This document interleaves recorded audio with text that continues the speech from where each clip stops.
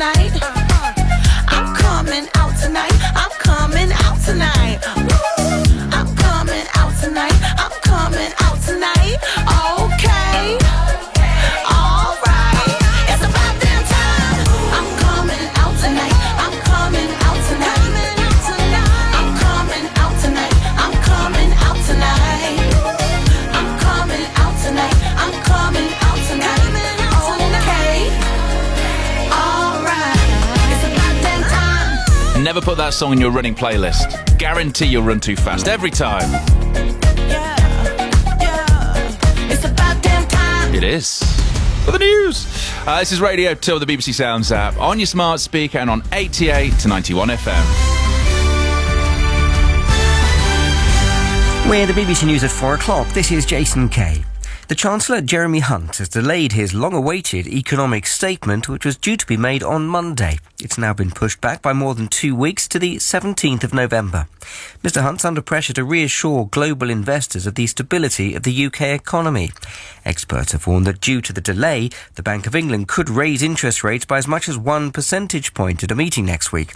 Our political correspondent Jonathan Blake explains why the statement might have been delayed. Given a couple of key economic factors at the moment, the price of government borrowing falling, and also the price of wholesale gas coming down as well, it might mean that they have a little bit more wriggle room to play with. It might mean that the black hole that they need to plug, if you like, is smaller, and that they don't have to put taxes up and don't have to cut spending by as much. The Director General of the British Chambers of Commerce, Siobhan Haviland, says that delaying the statement isn't a problem as long as the new Prime Minister delivers for companies. Business will be pleased to see a little bit of stability brought to the political landscape. What they want to see, and if it takes a couple of weeks longer, well, okay, but what they want to see is a longer-term, rounded economic strategy that will build confidence in the economy, and then so they can get back to investing for the future. Rishi Sunak has defended his decision to reappoint Suella Braverman as the Home Secretary just days after she resigned from the role for breaching the ministerial code.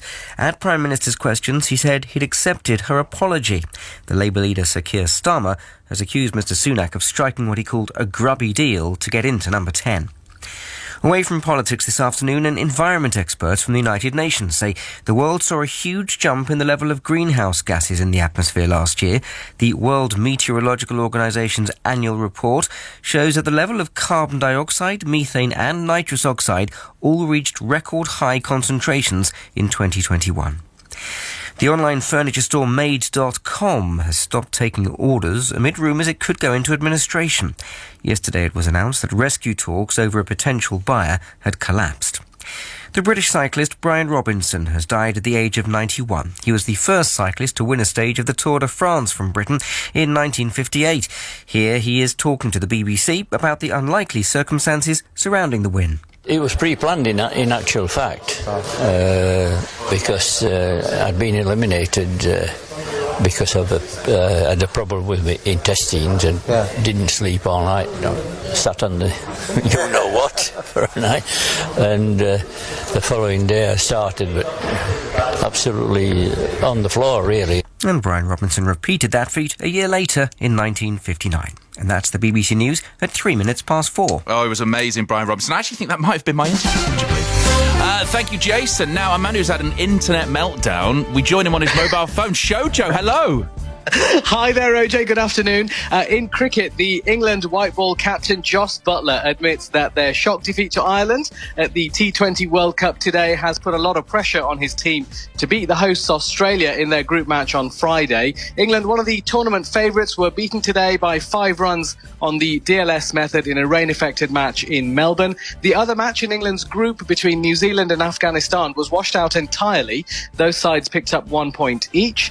Manchester United have confirmed that France centre-back Raphael Varane will be out of action with a leg injury until the World Cup. Striker Cristiano Ronaldo will return to the squad for United's Europa League match tomorrow, having been dropped for disciplinary reasons last weekend.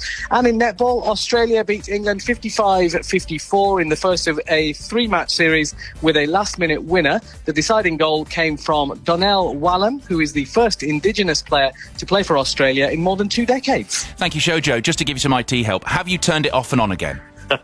I have tried that. I'm about to give it a good boot. Yeah, give it a kick. I mean, we all know the panic, don't we, in this time of Zoom meetings where you've got something really important to do and the internet just decides it's going to have a day off. But Shojo, well done. Cheers, mate.